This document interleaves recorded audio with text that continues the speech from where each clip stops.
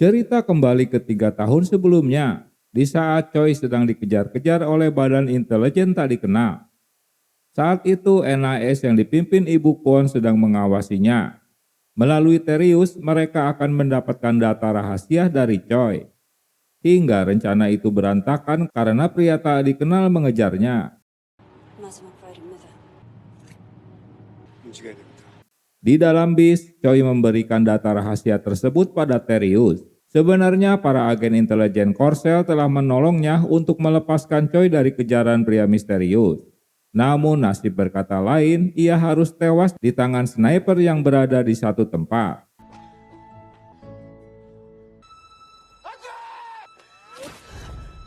Melihat kejadian itu, Bu Kwon menyuruh semua bawahannya untuk mundur. Namun Terius tak mau mematuhi perintahnya. Ya tentu karena wanita cantik ini adalah pacarnya.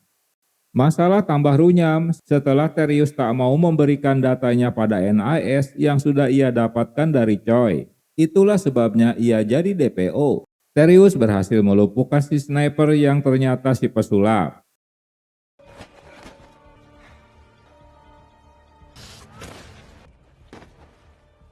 Namun ia keburu ditembak oleh musuhnya, syukurlah nyawanya masih tertolong. Kembali ke sekarang, Kim Bon menegur Yong Tae karena akan bertamu ke rumah Airin. Ternyata Yong Tae ingin mengembalikan ponsel Airin yang tertinggal. Yong Tae heran dengan ulah Kim Bon yang ikut campur urusan tetangganya. Di tempat lain, Airin sedang jalan kaki dengan membawa kedua anaknya dan tas mahal yang dirusak si bocah kembar. 무슨 죄라도 졌습니까? 설마 저 기다리신 거예요? Hingga Kim Bon menjemputnya dan Airin terkejut mengetahui bosnya datang ke rumah untuk memberikan ponselnya. Kemudian Airin meminta bantuan NH agar bisa menjualkan tas mahal impor dari Milan.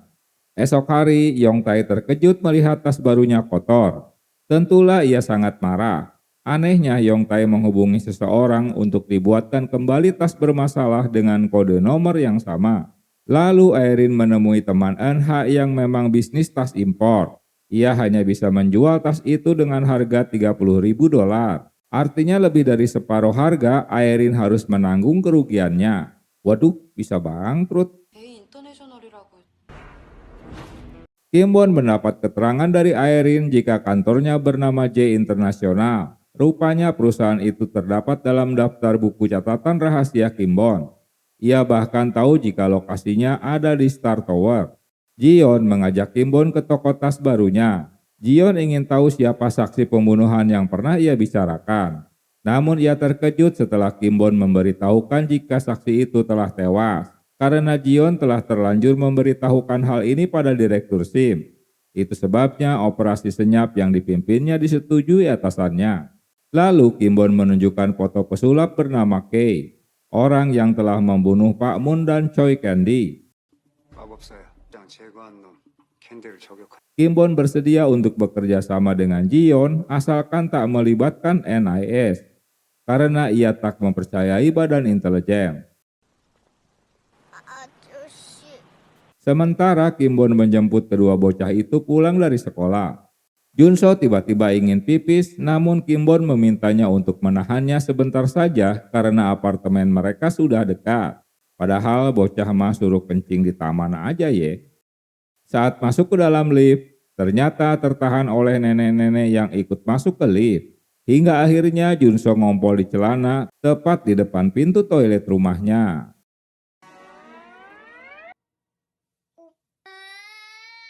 Yong Tae memberitahukan Airin saat ia pergi ke Milan. Ia melarang Airin untuk masuk ke kantor. Namun Airin yang penasaran dengan ruangan rahasia bosnya, ia malah masuk ke ruangan tersebut. Di bagian lain, Jion memberitahukan Kim Bon jika perusahaan J International mengimpor tas kulit dari Italia. Baik perusahaan dan CEO-nya tak ada yang mencurigakan. Keberadaan mereka di taman itu terlihat oleh Kim yang sedang sepedahan. Hingga Kim curiga jika wanita itu adalah pacar Kim Bon. Kim Bon terkejut setelah Kim memberitahukan jika ia melihatnya saat bersama wanita di taman. 아까 그 여자 누구야? 사람부터 공원에서 데이트하는 건 내가 딱 그런 거 아닙니다. 괜찮아. Tentu hal ini membuat Kim Bon gugup dan Airin juga merasa gimana gitu. NH menjelaskan jika perusahaan J mencurigakan. Menurut temannya, tak ada pengrajin yang bekerja sama dengan mereka. Itu hanyalah perusahaan kecil dan tak terkenal.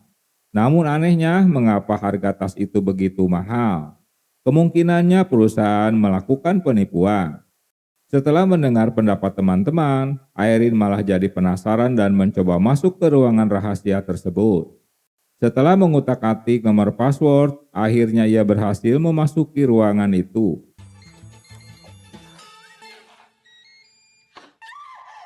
Ia terkesima begitu melihat banyaknya tas mahal yang dikoleksi. Kemudian ia memfoto nomor seri masing-masing tas, dan setelah mengeceknya di internet, ia tak mendapatkan petunjuk apapun. Setelah kembali dari Milan, Yongtae langsung menemui Jong In-tak, orang yang menggantikan Pak Moon. Namun rupanya informasi ini telah bocor sehingga Jion dan Kimbon menguntitnya. Kimbon berpendapat jika Jong In-taek akan menjadi target berikutnya untuk bisnis pesawat tempur. Kimbon terkejut setelah mengetahui jika Kepala Keamanan Nasional berhubungan dengan Yongtae, orang yang pernah bertemu di apartemennya. 아는 사람이야? Tanpa memberitahukan Jion, ia mendekati targetnya untuk mengetahui apa yang mereka bicarakan. Kini Kimbon tahu jika J Internasional ditugaskan untuk menyuap para pejabat. Ia memberitahukan Jion jika pria yang baru masuk adalah CEO J Internasional. Kimbon merasa heran karena menurut Airin jika bosnya sedang pergi ke Italia, sementara Airin sedang memeriksa file komputer bosnya. Tak mau ambil resiko, Kimbon memberitahukan Airin agar ia segera pergi dari kantornya. Namun Kimbon tak memberitahukan jika bosnya masih berada di Korea. 무슨 일 있어요? 뭐야? 알았죠? Di tempat lain, Yongtae tak ragu-ragu lagi untuk memberikan suap kepada Jong In-taek, sebuah tas mahal untuk istrinya. Lalu Yongtae menyuruh Jong In-taek untuk mentransferkan ke rekening di kartu nama itu sebesar $100.000 sebagai pembelian legal tas tersebut. Dan Yongtae akan mengembalikan uangnya kembali dengan 10 kali lipat, tentu saja untuk menyamarkan penyuapannya. Airin mengkopi data-data di komputer itu ke dalam USB. Setelah keluar dari kantornya, ia bersenggolan kembali dengan Ah Jusi seperti dulu ia bersenggolan dengan Pak Moon. Ia juga mengingat Pak Moon meninggal berbarengan dengan suaminya di rumah duka yang sama. Lalu Airin menanyakan pada petugas rumah sakit dan mendapat konfirmasi jika Pak Moon yang dimakamkan hari itu ia seorang petinggi pemerintah karena Presiden Korea mengirimkan bunga bela sungkawa untuknya. 이 국가 제가 찾아볼게요. Kemudian Airin memberitahukan temuannya pada Kimbon jika di kantornya ada sesuatu rahasia ilegal. Ia telah mendapat konfirmasi dari rumah sakit bahwa Pak Moon pernah berpapasan dengannya di kantor sebelum meninggal. Anehnya ia meninggal di hari yang sama dengan suaminya. Kimbon meminta Airin untuk segera menemui dan merahasiakan hal ini pada orang lain. 이상한 사람들 한번 살펴봐요. 택시 타고 당장 나한테 와. Di tempat lain, Bu Kwon tak percaya jika Jion sedang cuti. Apalagi Dowo si hacker juga tak ada di kantornya. Tentu Direktur SIM tak memberitahukan jika mereka berdua sedang menjalankan misi senyap. 택시 탔어요? 아직요. Saat menunggu taksi sambil menelpon Kimbon, tiba-tiba sebuah mobil memepet Airin dan menculiknya. Kimbon yang tak bisa lagi menutupi jati dirinya, lalu ia mendatangi tempat rahasia miliknya yang dipenuhi dengan senjata andalannya.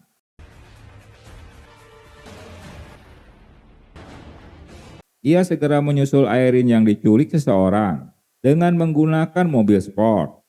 Di suatu tempat, Airin diikat dan disekap yang ternyata itu ulah Yongtae. Sementara Kimbon yang telah menaruh GPS di tas Airin berhasil mendeteksi di mana Airin berada. Jion terlambat mengetahui jika dua orang yang sedang dikuntitnya telah pergi melalui pintu lain. 분 언제 나갔나요? 길래 그러라고 했습니다만 Dengan muka polos, Airin tak mengerti mengapa bosnya telah menculiknya.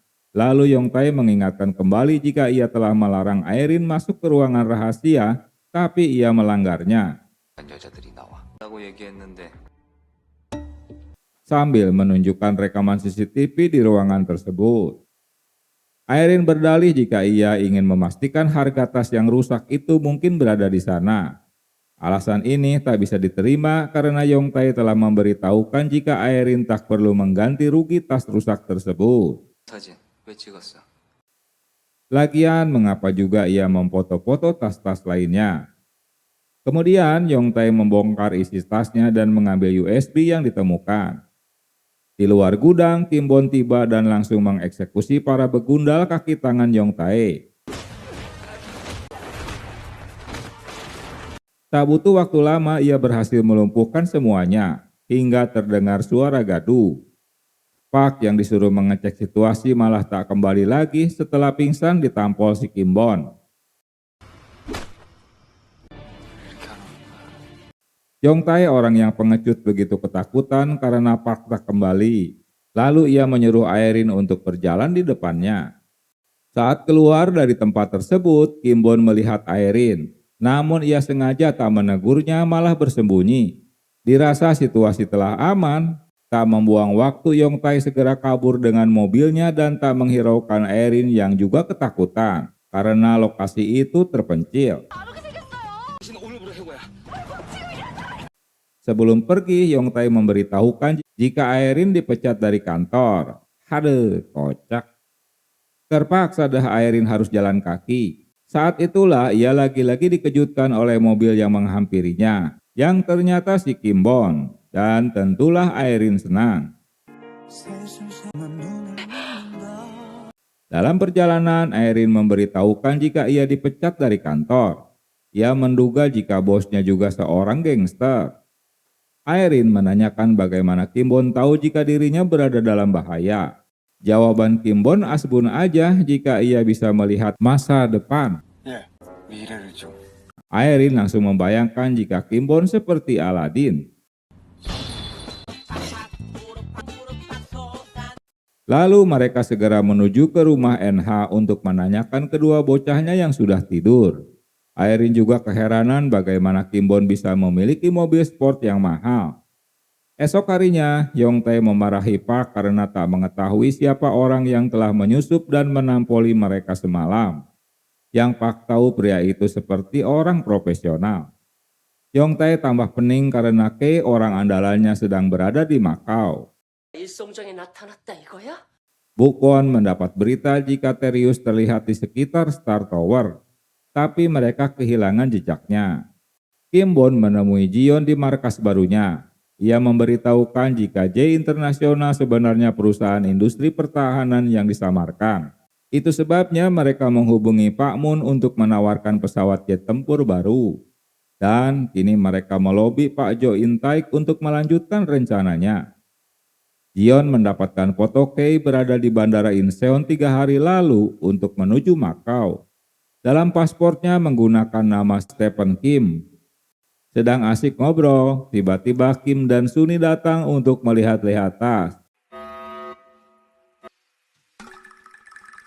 Dalam kesempatan itulah Kim Bon menyarankan agar Jion merekrut 1 orang lagi agar ada orang yang selalu menjaga toko tasnya. Dan ia mengajukan Airin sebagai pegawai barunya. Sambil membawa brosur untuk Airin, ia tak tahu jika Kim Bon kenal dengan Jion. Jion terkejut mendengar alasan Kim Bon jika ia kasihan pada Airin karena suaminya adalah saksi pembunuhan Pak Moon. 왜 그렇게 그 여자한테 신경 써? 그 여자 남편 형수 암살 목격자야. Kim Bon meminta Jion agar tak memberitahukan hal ini karena ia tak tahu apa-apa. Singkatnya, Airin datang ke toko untuk wawancara dan diterima bekerja. Sementara Tio Wek Wek sedang membicarakan Kim Bon jika ia paranormal yang bisa melihat masa depan. 미리 언지를 줬다더라고. 근데 뭔 나쁜 일?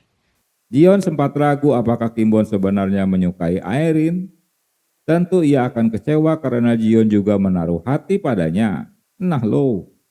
Hari itu Airin mulai bekerja. Situasi toko sangat sepi. Di tempat lain, Jion menemui Pak Sim dan memberikan CP Airin padanya. Dengan alasan ia adalah istri saksi pembunuhan Pak Moon yang kini telah tewas.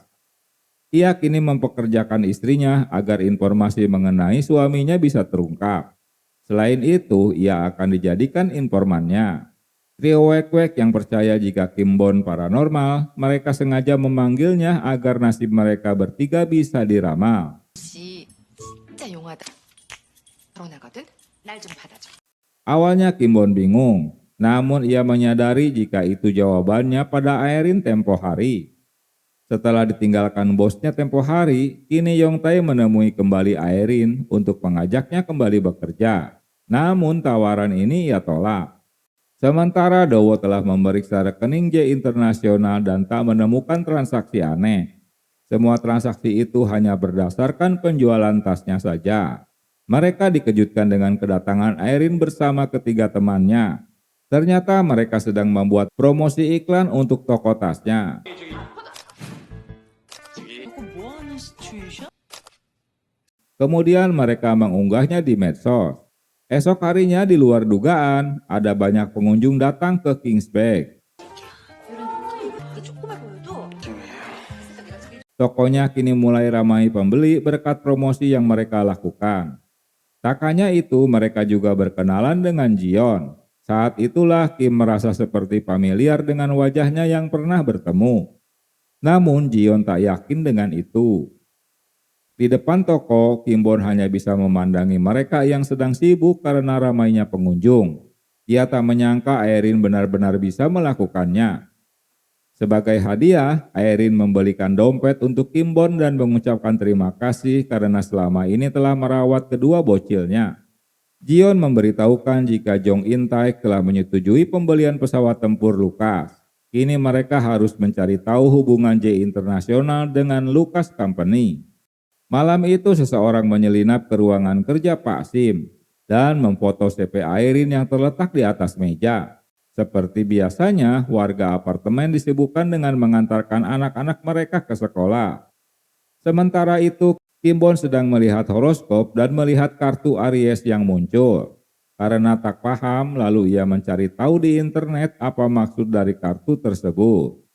Kim Bon menduga jika seseorang sedang mendekati apartemen mereka. Hingga ia keluar rumah untuk menyelamatkan Aerin yang diduga hari itu akan dibunuh oleh sniper. Ia tak mau peristiwa lama terulang. Dengan tak pakai ragu lagi, ia segera mendorong Aerin hingga terjatuh di hadapan teman-temannya. Sayang tak ada tembakan susulan dari sniper.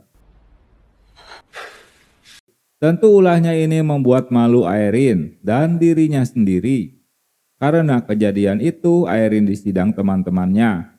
NH menuduh Kim Bon menyukainya. 아니야. 눈도 그렇게 많은 데서? Tapi Aerin juga tak tahu apa yang terjadi dengannya. Hari itu Jion mulai mencari tahu tentang Kim Bon dan Aerin. Jion tak percaya jika Kim Bon menyukai anak-anak. Jion menanyakan tas yang didisplay di kaca depan, yang kini sudah tak ada. Dengan asbun, si Dowo menjawabnya jika tas itu telah dicuri. 가방은 어딨어요? Di tempat lain, Bu Kwon mendapat salinan CP Aerin. Lalu ia menyuruh anak buahnya untuk mengawasi rumahnya. Setelah ditolak Aerin, Yongtae penasaran ingin tahu tempat kerja baru Aerin. Jion terkejut melihat Yongtae masuk ke tokonya. Jion memberitahukan Kim Bon tentang hal tersebut. Lalu ia mendengar percakapan mereka pada layar monitor. 어서 오세요. 고혜린 씨는 잠시 외출. 싹 다 포장해 주세요. Di luar dugaan, Yongtae memborong semua tas yang ada di toko itu dan mengajak Aerin ke kafe. Ia merasa bersalah karena telah memecatnya tanpa membayarkan gajinya. Itu sebabnya ia memborong tas di toko agar Aerin mendapatkan insentif. Tak hanya itu, ia memberi Aerin 2 tas dari bagasi mobilnya. Kim Bon tak mau Aerin berurusan lebih lama dengan Yongtae dan ia mengajaknya pergi. Merasa terganggu oleh Kim Bon, ia menyuruh ajudannya untuk menyelidiki Kim Bon. Di bagian lain, Jion mencurigai seseorang yang mengawasi rumahnya. Ia pun segera bertindak melumpuhkannya.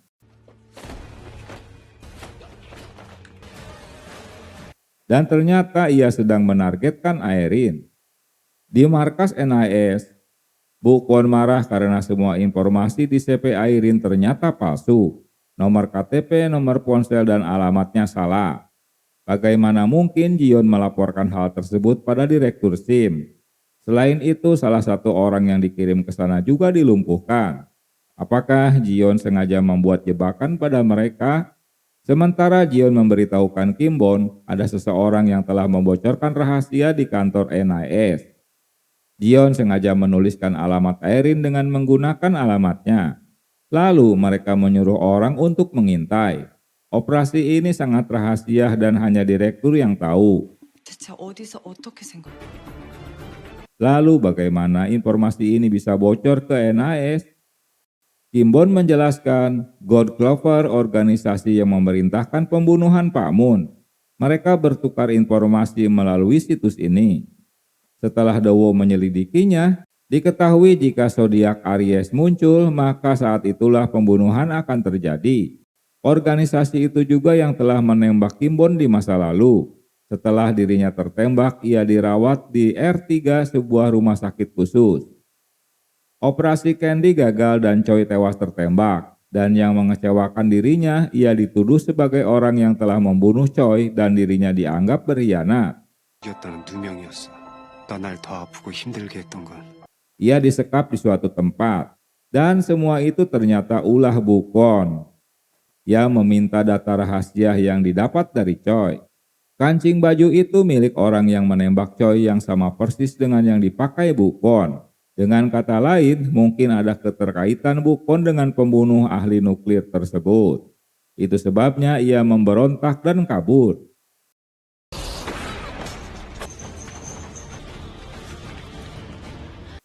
Lalu Terius kembali ke Polandia dan mendengar pembicaraan jika orang yang membunuh Choi dan mengacaukan kerjasama nuklir mereka bukanlah Korut atau Korsel.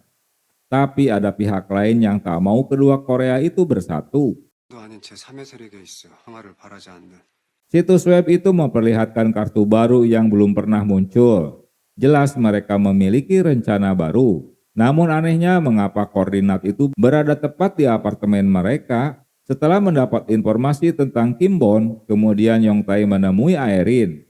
Ia memberitahukan jika Kimbon pengasuhnya bernama Wang Jongnam, berusia 40 tahun. 이름 왕정남 나이 40세. Dan ia memiliki 6 catatan kriminal atas pencurian. Mendengar hal itu, jalannya Aerin pun lemas karena Kimbon selama ini telah membohonginya. Tiba di rumahnya, Kimbon telah menyiapkan hadiah untuk Aerin. Yang ternyata itu tas yang hilang di toko yang sempat ditanya oleh Aerin. Otomatis ia teringat dengan ocehan Yongtae jika Kimbon ahli dalam mencuri. 도전가 6번. 도둑이 들어서 Agar yakin dengan semua informasi tersebut, Aerin memberanikan diri memanggil Kimbon dengan nama Wong Jongnam. Keterkejutannya berlanjut karena Kimbon benar-benar menengoknya. Di waktu yang bersamaan, Jion menghubunginya. Maka Aerin jadi tahu jika bosnya kenal dengan Kimbon. Jadi siapakah Kimbon ini sebenarnya? 너 언제 올 거야? 씨 누구야? 우리 사장님이랑 아는 사이였어요? Hal ini membuat Kimbon serba salah karena identitasnya mulai terkuak. Ia hanya memberitahukan Aerin jika ia salah paham. Ia tak berniat membohonginya. Lalu Kimbon meminta maaf. Nama aslinya memang Kimbon. Ia berharap Aerin mempercayainya. 그럼 사장님이랑은요? 이 동네 가게를 냈다는 건 Kimbon juga menjelaskan jika Jion memang teman lamanya. Ia baru tahu jika Jion membuka toko tas di sekitar apartemen. Saat Jion mencari pegawai, lalu ia merekomendasikan Aerin. Dengan kejadian tak mengenakan ini, entah Aerin dapat mempercayainya lagi atau tidak. Setelah bertemu dengan Jion, Kimbon tentu merasa bersalah. Kini Aerin sudah tahu identitas mata-matanya bahkan catatan kriminalnya. Tapi pertanyaannya, siapakah yang telah membocorkan hal tersebut? 해준 걸까? 네가 너무 쉽게 본 거 아니고 Jion menyarankan Kimbon untuk menjauhi wanita itu dan berhenti menjadi pengasuh bocil-bocil. Jangan sampai kasus di Polandia terulang lagi. Semua ini dapat menyebabkan kekacauan dalam misi mereka. Setelah pertengkaran malam itu, esok paginya tak ada kabar dari Kimbon yang biasanya datang ke rumah Aerin untuk membantu anak-anak mereka akan sekolah. 알아봐 줄 수 있을까?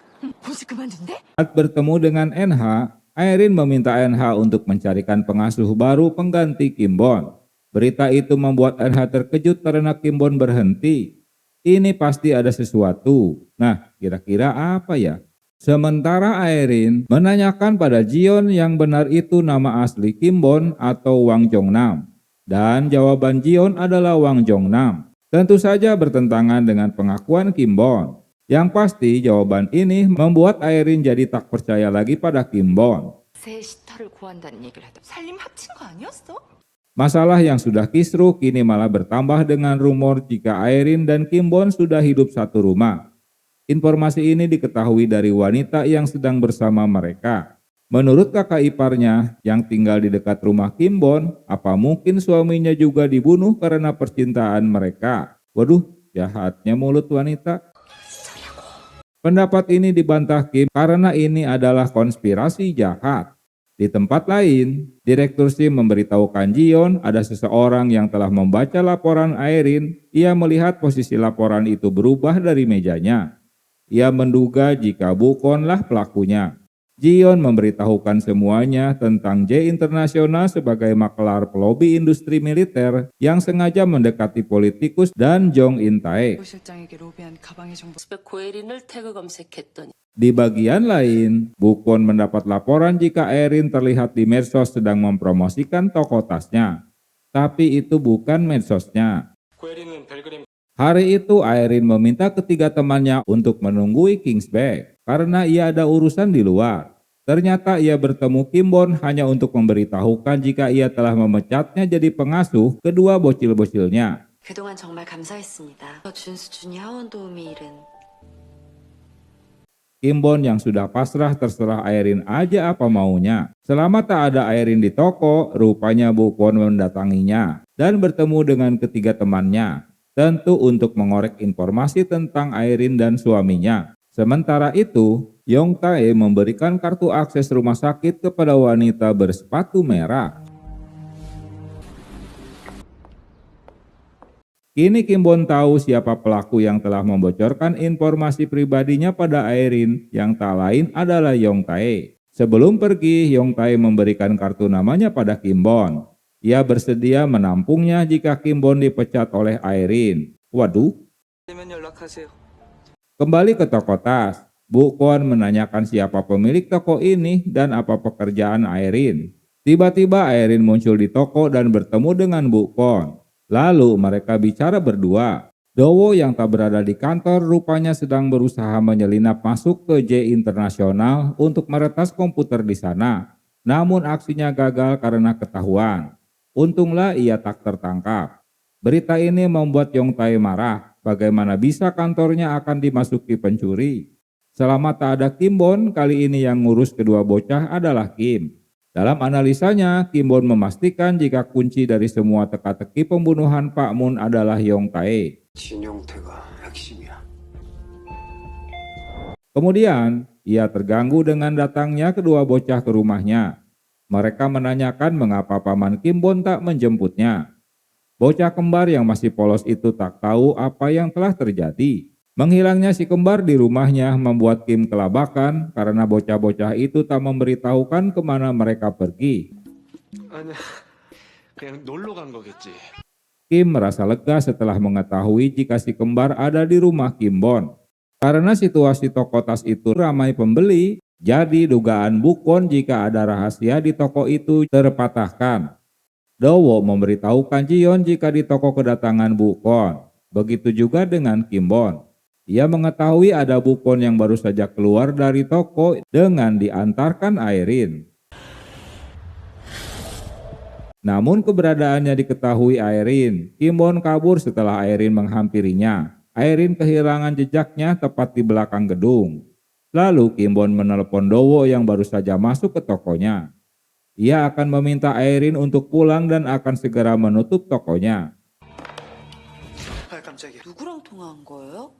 Sayangnya percakapan itu terdengar oleh Airin yang memang mencurigai ada sesuatu di toko tersebut. Di lain tempat, NH memberitahukan jika Bukon tadi mencari informasi tentang suaminya dan mengapa Airin bekerja di Kingsback. Dan saat NH menghubungi telepon yang terdapat di kartu namanya, semua tak tersambung. Jadi sebenarnya siapakah Bu Kwon itu? Jion memberitahukan bahwa orang yang sedang menyelidiki Irene rupanya Bu Kwon.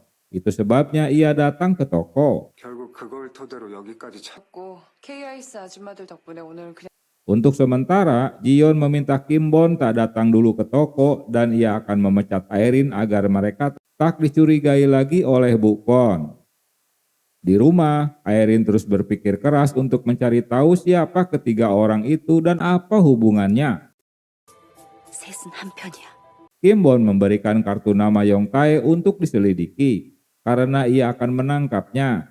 Ia mengetahui semua informasi tentang pembunuhan Pak Moon dan misteri kartu Aries dalam horoskop. Kemungkinannya Yong Tae menggunakan identitas palsu seperti dirinya. 살고 있을 확률이 아주 높아. 아침에 후 보고 한다고 했던 건 뭐야?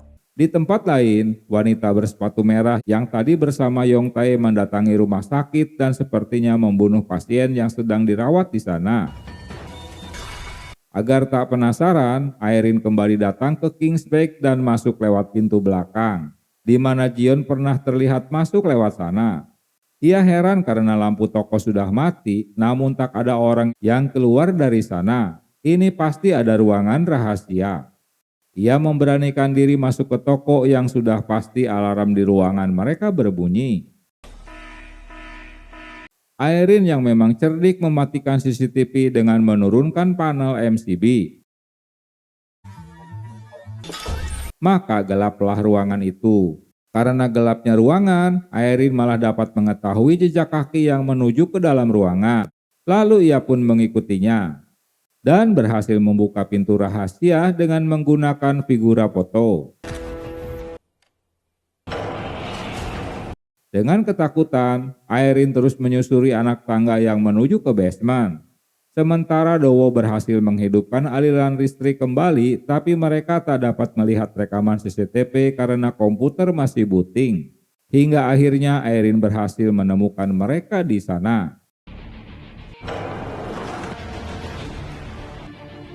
Kemunculan Irene membuat mereka panik dan segera menutup informasi rahasia di ruangan tersebut. Mereka bertiga terkejut dengan kemampuan Irene yang dapat menemukan tempat rahasia. Irene juga senang ternyata Kim Bon bukanlah penjahat seperti yang ia curigai. Kini tak ada pilihan, mereka harus memberitahukan jati diri mereka sedang menjalankan misi rahasia intelijen. 내 정체 역시 그 누구한테도 비밀입니다. Kim Bon meminta Irene untuk merahasiakan status toko ini dari orang lain. Irene sekarang paham dengan semua keanehan ini. Ia jadi tahu alasan atasannya mempekerjakan dirinya di Kingsback karena ia punya pengalaman kerja di J International yang sedang dalam pengawasan mereka. 하던 일만 열심히 할게요. 안 돼요. Dalam rekaman CCTV, Jion tahu dan kesal karena selama ini Kim Bon merahasiakan jika Irene pernah bertemu dengan Pak Moon sebelum ia tewas. Sementara Kim Bon mengingatkan Irene agar tak memberitahukan pada mereka jika ia telah bertemu dengan Pak Moon di depan kantornya.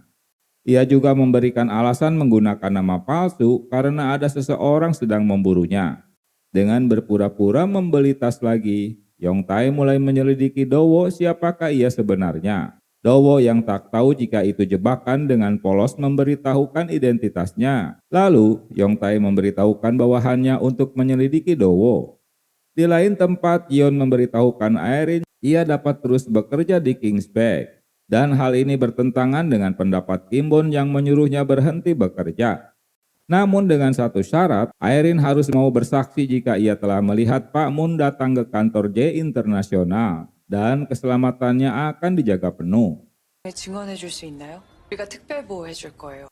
J International adalah calo pelobi industri pertahanan untuk mendekati para pejabat. Kini Jion meminta Irene untuk mendekati Yong Tae sebagai informannya di Kingsback, tentu dengan kenaikan gajinya sebesar 30%. Sepulang kerja, Irene dikuntit seseorang. Ia begitu ketakutan. Bukannya mencari tempat gelap agar tak diketahui, namun ia malah masuk ke supermarket. Dalam ketakutannya, ia menghubungi Kim Bon. Ternyata Kimbon orang yang menguntitnya. 잘했어요. 뭐예요? Ia sengaja melakukan itu untuk mengetes kemampuan Aerin. Kimbon memberitahukannya jika ia sedang dikuntit seseorang, pergilah ke tempat yang gelap, bukannya ke tempat terang. Wah, benar juga. Di bagian lain, Yongtae mendapat informasi jika Dowo dan Jion ternyata agen rahasia. Mereka berdua bagian dari badan intelijen. Begitu juga sebaliknya, Kimbon mendapati informasi tentang Yongtae yang nama aslinya Jung In-so. Jung In-so dinyatakan tewas 2 tahun lalu. Kimbon menduga jika ia hanyalah pion yang disuruh seseorang agar mudah dimanfaatkan atau disingkirkan. Dowo sudah menyelidiki apartemen mereka dan kebanyakan informasi yang didapat dari wanita. Sejak kartu pendeta Aries muncul di horoskop, kini ada 43 keluarga pindah ke apartemen King Castle. 결혼식 날짜. 시댁 식구 잘 챙겨. Dengan bergaya Abu Nawas, Kimbon memberitahukan hasil terawangnya pada trio Wek-Wek dan semua ramalannya tak ada yang tepat. Tentu membuat mereka kecewa dan menduga jika Kimbon peramal palsu. Tiba di rumah, Kim memanggil istrinya dan terlihat sepatu merah wanita di antara sepatu-sepatu lainnya. Nah lo. Di bagian lain, seorang pria mendapat email yang memberitahukan jika J Internasional telah terbongkar kedoknya. Lalu pria itu menyuruh seseorang untuk membersihkan semua. Di kantor J Internasional, Kei sedang melakukan aksi bersih-bersih dokumen penting. Ia menghancurkan bahkan memformat laptop Yongtae. Tiba di kantor, Yongtae terkejut dengan adanya sosok Kei. Ia baru menyadari jika Kei mendapat perintah dari atasannya untuk menghabisi dirinya. Tak mau mati konyol, Yongtae pun kabur seperti tikus dikejar-kejar kucing. Untunglah ia berhasil lolos. Kei melaporkan pada bosnya dan menyuruhnya mengambil semua tas-tas di sana. Namun apes, Yongtae telah mengganti semua tas-tas itu dengan tas yang dibeli dari Kingsbag tempo hari. Di lain tempat, Yongtae jadi buronan atasannya sendiri. Kini Park dijadikan sandranya agar Yongtae menyerah. Tak ingin diketahui keberadaannya, Yongtae pun membuang ponselnya. Sementara Aerin sedang bertugas untuk mengintai Yongtae yang belum juga datang ke kantor. Dalam perjalanan menggunakan taksi, Yongtae melihat Aerin dan dengan speak-speak ia mengajaknya ke suatu tempat. Jion mendapat telepon dari Aerin yang ternyata Yongtae telah menyanderanya di suatu lokasi. Yongtae memberitahukan jika J Internasional telah menghapus semua bukti-bukti yang mereka cari. Bahkan ia pun akan dibunuh atasannya. Yongtae tak percaya jika mereka akan melindunginya. Ia memberikan waktu 1 jam agar Jion membawakan jam pasir yang ada di kantornya, jika tidak Aerin akan dibunuh. Mendengar Aerin disekap, Kimbon yang akan mengambil jam pasir itu di kantor J Internasional. Sementara Dowo harus mencari keberadaan Aerin. Tiba di parkiran Star Tower, awalnya semua berjalan mulus. Namun tim Bukwon yang memang sudah mengawasi gedung itu melihat kemunculannya. Maka Bukwon mengerahkan semua tim untuk menangkapnya. Tiba di kantor, Kimbon melihat kondisi kantor sudah berantakan dan ia berhasil menemukan jam pasir yang dicari. Kimbon jadi panik mendapat kabar dari Dowo jika Bukwon dan timnya sedang mengejarnya. Hingga terjadi kejar-kejaran dan Kimbon melumpuhkan beberapa orang.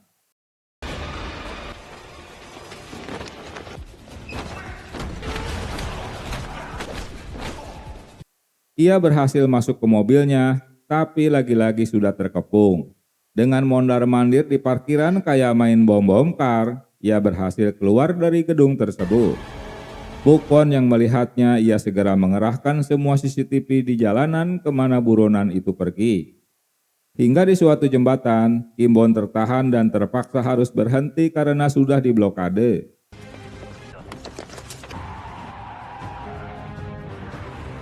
Sempat terjadi obrolan antara Bukon dan Kimbon. 오랜만이네요. 다리우스. Namun tak diduga Kei juga berada di antara mereka. Saat mereka akan menangkapnya, tak ragu lagi Kimbon meloncat ke sungai.